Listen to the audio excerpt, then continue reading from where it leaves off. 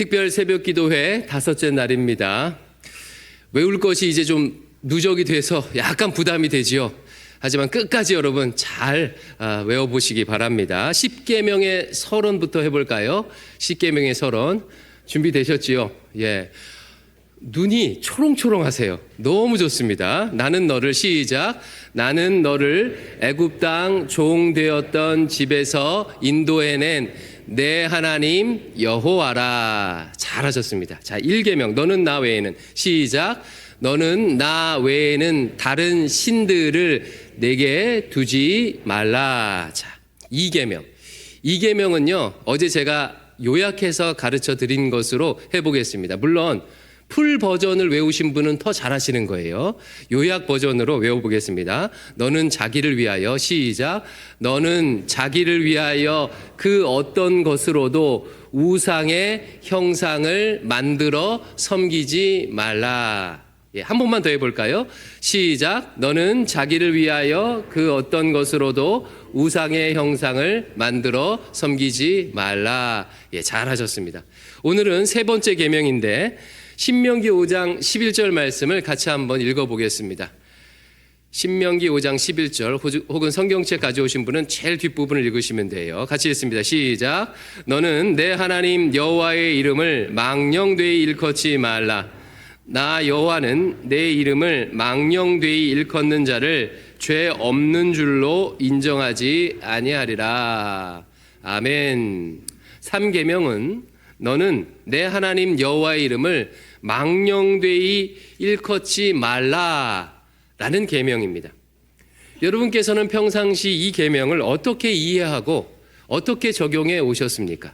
유대인들은요 이 계명을 철저하게 지키기 위해서 아예 여호와라는 단어를요 발음을 하지를 않았습니다. 예를 들어서 성경을 읽는데 여호와라는 글자가 나와요. 그러면 여호와라고 읽지 않고 어떻게 읽었냐면 주라는 의미를 가진 아도나이라고 읽은 거예요. 마치 박용모라는 이름을 보면 박용모라고 읽지 않고 멋쟁이 혹은 박신양 뭐 이렇게 읽는 것과 비슷합니다. 그래서 나중에 유대인들은요 이 글자의 음가를 잃어버리게 됐어요. 이 정도로 이렇게 했습니다. 성경 필사자들이 성경을 필사할 때 여호와라는 단어가 나오면 목욕 재개를 하고 와서 다시 여호와라는 단어를 썼어요. 그 밑줄에 또 나오면 어떻게 하죠? 또 목욕을 하고 와서 또 다시 썼어요. 그 페이지에 10번 나오면요 10번을 목욕을 하고 썼습니다. 이처럼 여호와라는 이름을 함부로 부르지 않도록 주의를 기울였습니다. 하지만 우리 중에 지금 이런 식으로 지키는 분은 안 계시죠. 보통은 이 세 번째 계명을 어떻게 적용해야 하는지 아니 그 전에 어떻게 이해하는지를 잘 몰라요. 기껏해야 하나님의 이름으로 맹세를 하지 않는 것 정도로 이해하고 적용하고 지킵니다.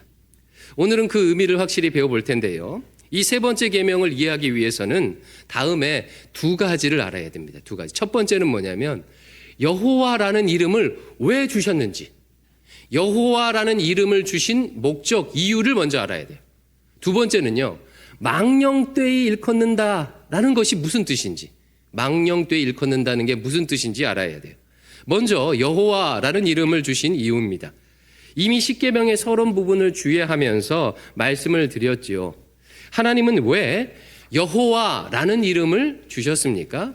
십계명 서론이 아주 잘 나타내 보여주고 있어요. 우리 다시 한번 십계명의 서론 나는 너를 한번 외워볼까요? 암송해 볼까요? 시작. 나는 너를 애굽 땅 종 되었던 집에서 인도해낸 내 하나님 여호와라. 이 구절에 보니까 여호와의 이름을 주신 이유를 이렇게 말합니다.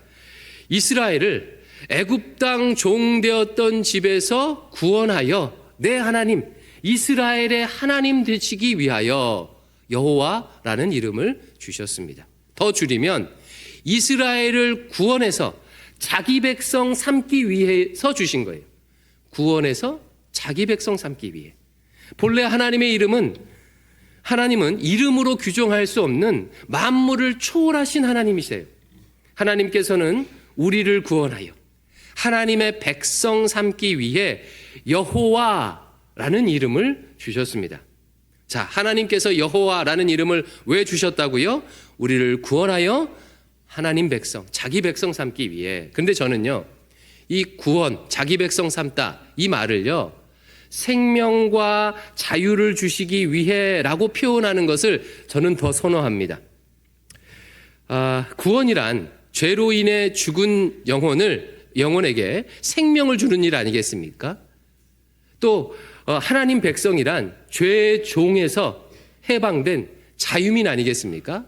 그래서 생명과 자유라는 단어를 쓰는 것을 더 선호해요. 왜냐하면 요즘 시대에 이 다음 세대에 이 단어가 훨씬 더 의미 있게 영향력 있게 들려지기 때문이에요. 그래서 저는 구원하여 하나님 백성 삼기 위해라는 말을 생명과 자유를 주시기 위해라고 표현합니다. 이번에는 이렇게 한번 표현해 보겠습니다. 자, 그러면 세 번째 계명에 방금 배운 것을 대입해서 다시 읽으면 어떻게 되겠습니까? 너는 생명과 자유를 위해 주신 여호와의 이름을 망령되이 일컫지 말라 라는 의미가 되겠죠. 다시 한번, 너는 생명과 자유를 위해 주신 여호와의 이름을 망령되이 일컫지 말라. 자, 이제 다음으로 망령되이 일컫다라는 말이 구체적으로 무엇을 뜻하는지 보겠습니다. 망령되이라는 말은요, 이게 알 것도 같고 모를 것도 같은 굉장히 추상적이고 애매한 단어예요. 그래서 학자들은 이 단어를 어떻게 구체적으로 이해하냐면, 구약 성경 안에서 이 망령되다라는 말이 어떤 식으로 사용되었는지 그 용례를 통해서 구체화합니다. 용례를 통해서 보면 이 단어는 세 가지 의미를 가지고 있어요. 찬찬히 살펴볼 텐데, 첫 번째는 뭐냐면요, 거짓이란 뜻이에요. 거짓. 10계명 중 9번째 계명, 9계명이 여러분 뭐죠? 거짓 증거하지 말라는 계명이죠.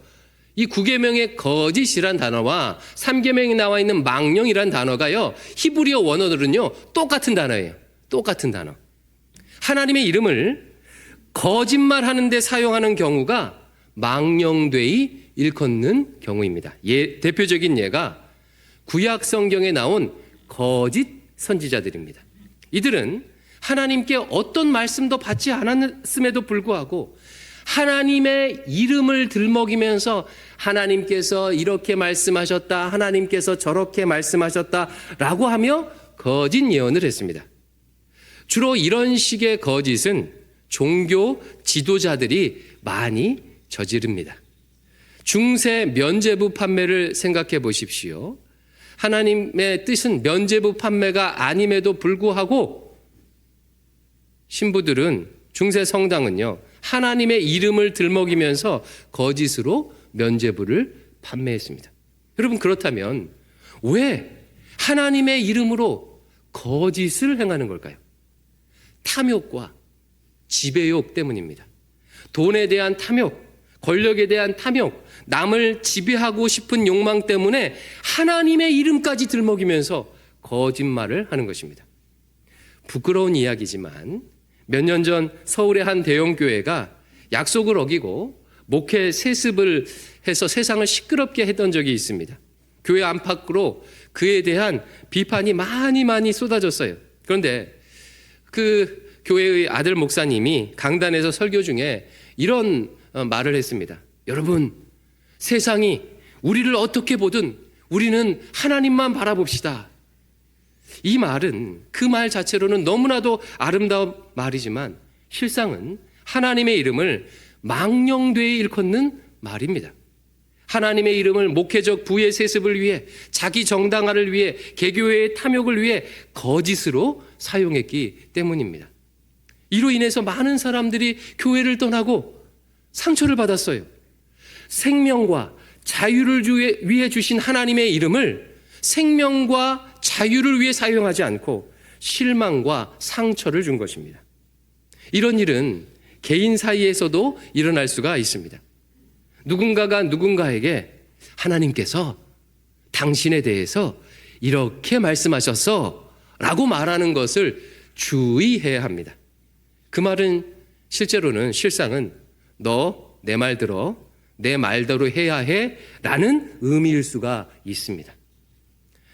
다른 사람을 통제하기 위해, 조종하기 위해, 혹은 내 주장을 관철시키기 위해 거짓으로 하나님의 이름을 들먹이거나 성경 말씀을 인용한다면 이것이 바로 생명과 자유를 위해 주신 하나님의 이름을 망령되이 일컫는 것입니다. 이게 첫 번째 의미예요. 거짓. 망령되다라는 말의 두 번째 의미는 오용하다라는 말입니다. 잘못 사용하다는 뜻이죠. 오용은 앞서 설명한 거짓과는 좀 차이가 나요. 거짓은 자기 유익을 위해서 일부러 알매도 불구하고 일부러 거짓말을 하는 것이라면, 오용이라는 것은 그것이 하나님의 뜻이라고 아예 철떡같이 믿는 거예요. 철떡같이 믿고 하나님의 이름으로 말했는데 실제는 하나님의 뜻이 아닌 경우입니다. 그야말로 잘못 사용하는 경우입니다. 예를 들어 이런 거예요. 예레미야 28장에 보면 거짓 선지자 하나냐가 유다 백성들에게 이렇게 거짓 예언을 선포해요. 하나님께서 유대를 공격한 바벨론을 물리치시고 무너뜨리시고 우리 유대에게 곧 평화를 안겨주실 것입니다. 이렇게 말씀하셨습니다. 라고 거짓 예언을 합니다. 유대인들 입장에서는 굉장히 좋게 들리지요. 그러나 실제로 하나님은요, 예레미야에게 유대가 바벨론에 의해 멸망할 거다. 그러니 유대 백성들에게 바벨론에게 항복하라 라는 예언을 주셨어요. 왕과 백성들이 누구 말을 들었을까요? 이 거짓 선지자 하나냐의 말을 믿었습니다. 하나님의 뜻이 바벨론 멸망, 유대 나라의 회복이라고 믿고 바벨론에 항복을 안 했어요. 백성들이 한 행동이 바로 오용이에요. 하나냐가 한 행동은 거짓, 백성들이 한 행동은 오용입니다. 하나님의 뜻인 줄 믿고 하나님의 이름으로 잘못된 순종을 하는 것. 거짓은 주로 종교 지도자들이 범한다면, 오류는요, 종교 지도자들의 거짓에 속은 순진한 성도들이 주로 범하는 것입니다. 2차 세계대전 당시에 독일 교회는 하나님의 이름으로 인종 청소를 정당화했어요. 그러니까 매주일 강단에서 목사님의 입을 통해 인종 청소를 하나님의 이름으로 정당화하는 설교가 선포됐습니다. 독일 민중들은 그 거짓에 속아서 인종 청소가 진짜 하나님의 뜻이라고 믿었어요. 그래서 하나님의 이름으로 무려 600만 명이 넘는 유대인들을 학살했습니다. 독일 군인들의 제복에는 제복에 이렇게 써 있었대요. Gott mit uns. 무슨 뜻이냐면 하나님이 우리와 함께 하신다. 생명과 자유를 위해 주신 하나님의 이름을 가지고 사람들을 학살하는데 사용했습니다. 하나님의 이름을 망령되이 일컬었던 것입니다. 우리도 이런 오용을 너무나도 자주 저질러요. 또다시 부끄러운 이야기지만 종교 지도자가 하나님의 이름으로 수천억짜리 교회 건물을 짓는 것이 하나님의 뜻이라고 말하면 분별력이 없는 성도들은 그것이 하나님의 뜻인 줄 알고 하나님의 이름으로 법을 어기면서까지 수천억짜리 교회를 짓습니다. 여러분, 내 마음의 동기가 선하다고 내 순종이 항상 선한 것이 아니에요. 그 순종을 하나님이 항상 받는 게 아닙니다. 어떤 A라는 분이 있어요. 이분은 자신이 속한 공동체에 충성을 다하시는 분이에요. 그 공동체의 가치를 잘 구현하고 공동체의 구성원들을 너무나도 사랑하고 함께하고 막 섬기기를 잘해요. 정말로 그 공동체에 없어서는 안 될 좋은 영향을 끼치는 사람입니다. 근데 만약 그가 속한 공동체가 조폭 집단이라면 어떤 결과가 나오겠습니까? 하나님께서 그 순종을, 그 선한 행동을 받으시겠습니까? 그 조직 안에서의 한 선한 행동은 오히려 악한 결과를 만들어내요. 그러므로 신자는 분별해야 합니다. 분별해야 해요. 베레아 성도들처럼 하나님의 말씀의 뜻이 정말 무엇인지 날마다 상고해야 해요. 하나님 말씀 앞에서 나와 교회를 항상 돌아보아야 합니다. 그래야 하나님의 이름을 오용하지 않습니다. 망령되이 일컫다라는 말의 세 번째 용례는요, 헛되다라는 뜻이에요. 쓸모없다, 의미 없다, 공허하다, 헛되다라는 뜻입니다. 즉 하나님의 이름을 쓸모없이, 의미 없이, 공허하게 남발하는 경우에, 구약성경 사무엘상에 보면 제사장이었던 홈니와 비느하스가 하나님 앞에서 막장의 모습을 보이는 장면이 기록되어 있어요. 이들은 성막에서 수종드는 여인들과 막 동침을 하고요, 제사 제물을 자기 마음대로 갈취를 했습니다. 여러분, 구약의 제사법은요 정말 엄격합니다. 혹시 잘못 제사를 드리면 목숨을 잃을 수도 있어요. 죽을 수도 있어요. 이렇게 제사법이 엄격한데 어떻게 다른 사람도 아니고 제사장이 하나님 앞에서 이런 끔찍한 죄악된 행동을, 끔찍한 죄를 반복해서 저지를 수 있는 것일까요? 그 제사가 습관이 돼서 그래요. 매일 같이 제사 드리고 매일 같이 제사장의 업무를 보다 보니 제사에 대한 경외, 하나님에 대한 두려움을 잃어버린 거예요. 그들은 수도 없이 하나님의 이름으로 제사를 드렸지만 실상은 하나님의 이름을 습관적으로 공허하게 의미 없이 남발했던 것입니다. 이런 경우가 여러분 얼마나 많습니까? 주일에 우리가 사도신경을 고백할 때 습관적으로 공허하게 전능하사 천지를 만드신 하나님 아버지를 믿사오며 이렇게 할 수가 있어요. 찬양할 때 하나님을 많이 부르지만, 언급하지만 그냥 의미 없이 고백할 수 있습니다. 아마 이런 식으로 하나님의 이름을 망령되이 부를 가능성이 제일 많은 사람이 저와 같은 목회자이겠지요. 매일 예배드리고 매일 교회 출근하고 교회 생활을 하다 보면 하나님의 이름을 습관적으로 부르며 헛되이 공허하게 사용할 가능성이 매우 높습니다. 우리 교회에 오셔서 2번 말씀을 전해주셨던 청파교회 김기성 목사님께서 이런 간증을 하는 것을 제가 들었습니다. 김기성 목사님 교회에 사역을 은퇴하신 90세가 넘으신 한 목사님이 계셨대요. 어느 날 그분께 예배의 마지막 순서 축도를 부탁을 드렸답니다. 그 노 목사님께서 강단에 올라와서 한참을 말없이 뜸을 들이시더니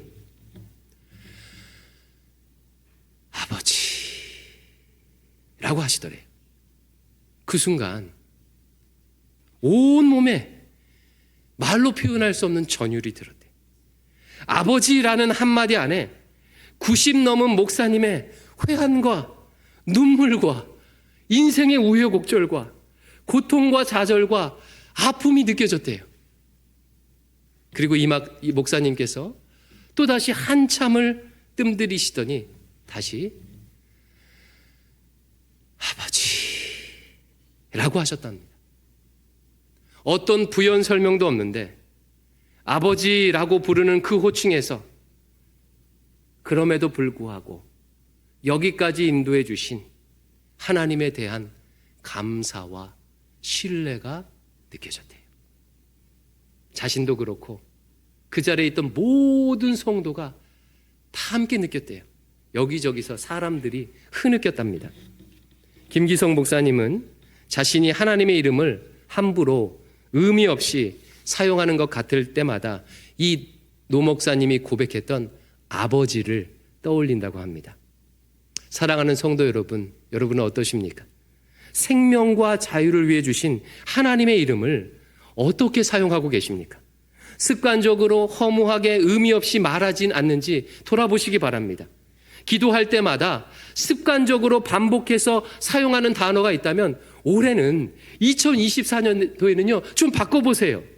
하나님께서 우리에게 혹시 이러지는 않으시겠습니까? 박 집사, 너 30년째 기도할 때마다 온 우주 만물을 창조하신 거룩하고 존귀하신 하나님 아버지라고만 하더라. 30년째 나에 대한 고백이 그거 말고 다른 건 없니? 라고 하시진 않으시겠습니까? 실제 기도하지는 않으면서 사람들에게 아이고 기도하겠습니다 라는 말을 인사치레로 사용했다면 올 2024년도에는 바꿔보십시오. 기도할게라고 했으면 기도 노트에 적어놓고 진짜 기도하십시오. 그래야 여호와의 이름을 망령되이 헛되이 부르지 않는 것입니다. 자, 망령되다, 망년되이 일컫다의 세 가지 의미가 뭐라고요? 거짓을 위해 사용하다, 오용하다, 헛되이 부르다입니다. 그러면 반대로 한번 생각해 보세요. 여호와의 이름을 그 뜻에 합당하게 부르면 어떤 일이 일어나겠습니까? 여호와의 이름을 주신 목적대로 생명과 자유의 역사, 구원의 역사, 생명과 자유의 역사가 일어나게 되는 거예요. 그런데 여러분, 이런 생명과 자유를 주시는 여호와 하나님의 이름이 가장 분명하게 우리에게 계시된 사건이 있습니다. 바로 예수 그리스도의 이름이에요. 사도행전 2장 21절을 같이 읽겠습니다. 시작. 누구든지 주의 이름을 부르는 자는 구원을 얻으리라. 누구든지 주의 이름을 부르는 자는 생명과 자유를 얻으리라. 생명과 자유를 위해 주신 여호와의 이름은 예수 그리스도의 이름으로 새롭게 계시되었습니다. 이제 예수 그리스도의 이름을 부르는 자는 참된 구원, 참된 생명과 자유를 얻게 됩니다. 그러므로 하나님의 이름을 망령되이 부르지 않는 가장 적극적인 방법은 날마다 예수님과 동행하며 예수님의 이름을 부르는 삶을 사는 거예요. 예수님, 예수님. 또한 이웃에게 예수 그리스도의 이름을 전하는 삶을 사는 것입니다. 그리할 때 나에게도 생명과 자유의 역사가 나타나고 이웃에게도 생명과 자유의 역사가 나타나게 될 것입니다. 말씀을 맺겠습니다. 3계명의 의미를 살펴봤어요.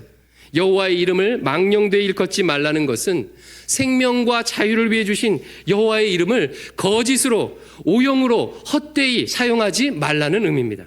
이 아침 이 기준에 우리의 신앙을, 우리의 믿음을 조율할 수 있기를 바랍니다.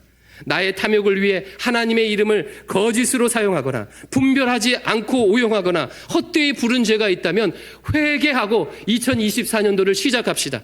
그리고 올 한 해는 예수님과 동행하며 매 순간 예수님의 이름을 부르며 그분과 교제하십시오.